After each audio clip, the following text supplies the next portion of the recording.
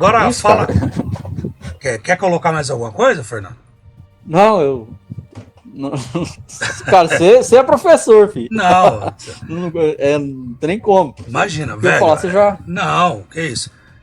Simplesmente, velho, o que acontece?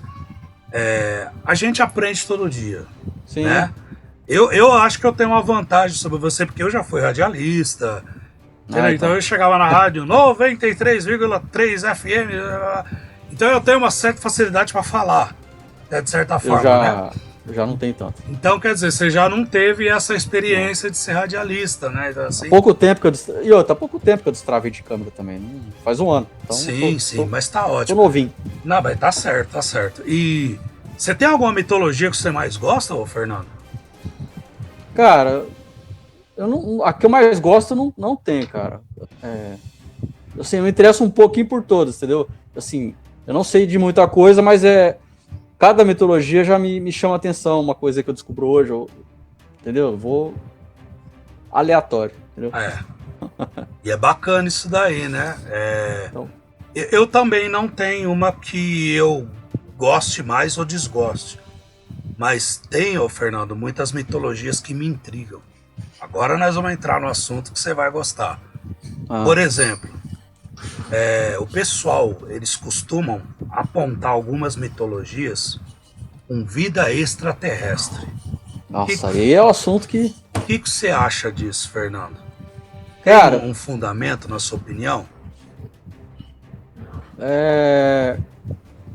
Tipo assim, eu tenho uma teoria também, que às vezes você já deve ter visto também, você vai achar que não é teoria, né? Porque, como você falou, você tem mais conhecimento que eu, tem um pouquinho mais de idade que eu também, então tem mais conhecimento. Eu tô quase no 50 já. Então, tamo aí. É o seguinte, o que eu acho? Vamos falar sobre Anunnaki. Boa. O que eu penso, cara, eu não sei, você já deve ter ouvido isso, com certeza. Sim. Eu penso o seguinte, os Anunnakis vieram pra Terra, tinha uma espécie de primata, acredito que somos um experimento entre DNA Anunnaki e DNA primata, por isso que nós temos uma porcentagem até próxima com os primatas. Essa acho que é 98%? É 98%.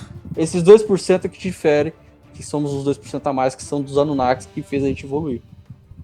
Exatamente. Somos um experimento, é o que eu penso, entendeu? Não sei se você já deve ter visto isso já também. Sim, pessoal, vocês que estão assistindo nosso vídeo, é o seguinte.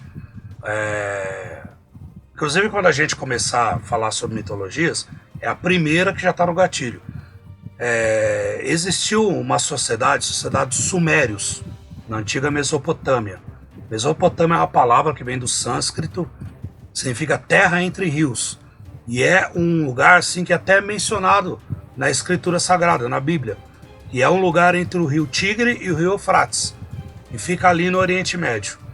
E ali, esse povo sumério, eles tinham ali uma coisa muito interessante, porque foi ali que inventaram a escrita cuneiforme. Até então, as tradições e as histórias eram passadas oralmente. Mas como inventaram a escrita ali, quando na tradução dos documentos, das tábuas de argila, de tudo que era escrito ali em escrita cuneiforme, eles chegaram a essa história dos Anunnakis. O que são os Anunnakis? Diz ali alguns documentos dessa mitologia suméria que existe um planeta chamado Nibiru. E esse planeta, a cada 3.600 anos, ele entra no sistema solar, dá uma volta e ele faz um rasante próximo à Terra. Alguns dizem que esse planeta ele é uma nave tripulada, que esse planeta é habitado por seres que se denominam Anunnakis. Está ali escrito, nessa documentação suméria. Então você vê falando que realmente é isso, que existe realmente esse planeta, que tem esse determinado período de tempo que ele entra no sistema solar, passa próximo à Terra, fica ali acompanhando a Terra, um certo momento ali, depois ele sai do sistema solar e passa esse tempo para voltar aos Anunnakis. Então, tem bastante coisa em cima desse material. Não só disso, também há algumas mitologias, como por exemplo a mitologia asteca, que fala de seres híbridos, dos reptilianos.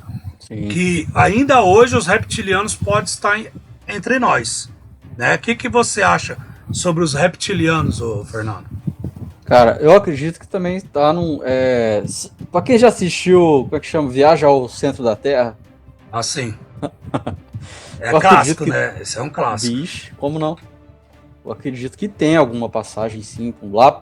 Não bem no núcleo, lógico, não, mas um centro paralelo, né? Uhum. Que eu acredito que possa ter escondido lá, sim.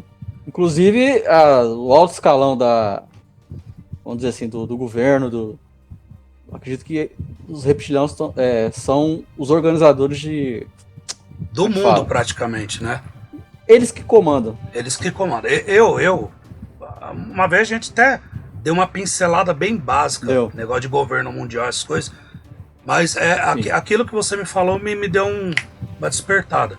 E eu fui atrás. Eu fui atrás que alguns ex-governantes americanos, presidentes, eles prestam uma solenidade que chama culto da coruja. Uhum. Entendeu? E alguns não sabem dizer, mas possivelmente isso é um ritual ligado às tradições maçônicas, coisa que a gente vai explorar mais para frente também. Então o pessoal fala que os reptilianos eles estão ali encabeçados e responsáveis pelo governo do mundo. Então tudo que acontece no mundo, alta de produção de alimentos, muitas vezes até um certo incentivo a uma guerra, um país se envolver com outro, alta de uma moeda, escassez de petróleo, uma commodity subir de preço, um país ele de repente quebrar, um governo ser retirado, tudo tem uma mão deles por detrás, né? E você vê que realmente isso tem que ter um fundamento, porque quando você olha as grandes revoluções do século XVII para cá, começando pela Revolução Francesa, você viu que teve uma mão de influenciadores que eles jogaram o povo contra a monarquia. Foi uma revolta que durou 10 anos, de 1789 a 1799, e teve uma mão do pessoal que não apareceu. E aí foi a queda da monarquia e instauraram a república na França em 1799. Outra coisa também que me fala sobre a ligação de mitologia com vida extraterrestre, com visita de outros seres intergalácticos e tal, são aquelas marcas no deserto de Nazca, no Peru. Sim. Entendeu? Inclusive você vê ali numa montanha, tem ali um desenho de um astronauta. Você vê que é uma forma de um corpo, um hominídeo, com um capacete na cabeça. Fora que há inscrições também aí na cultura asteca, na cultura maia, até na cultura egípcia que você mostrou ontem, há inscrições de nave e visitantes que seriam ali um traje bem parecido com os astronautas. Agora me diz uma coisa assim, milenar, cara, de 3, 4 mil anos atrás. Como é que eles sabiam disso? Como é que eles tinham conhecimento dessa tal percepção e igualdade? Porque é muito igual com os que os astronautas usam hoje. Como é que pode isso? Então, e esses povos, eles não viveram na mesma época, né? Egípcios, incas, são tudo épocas totalmente diferentes e continentes diferentes. E a distância era muito grande. Não tem como. Vem cá, vamos desenhar isso aqui igual, pá. Não tem. Não tinha telefone, não tinha internet. A circunavegação nem tinha sido inventada ainda. E a navegação demorava meses, né? Para você ir de um lugar do mundo para o outro. Então, quer dizer, fica essa interrogação no ar. Fica essa interrogação no ar. Eu, particularmente, Max, eu acredito em vida alienígena. Também. As distâncias interplanetárias, elas são muito grandes. São muito grandes para a nossa medida de tempo e distância. Então, quer dizer, eu acredito piamente que exista. Mas fica difícil a gente ter um contato. Porque, humanamente falando, cara, quantos anos nós levaríamos para chegar numa outra civilização? Então, e outra coisa, eu acho que também eles não se revelam porque, vou dar um exemplo entre nós e o macaco, 2%. Quantos por cento esses seres superiores não estão da gente?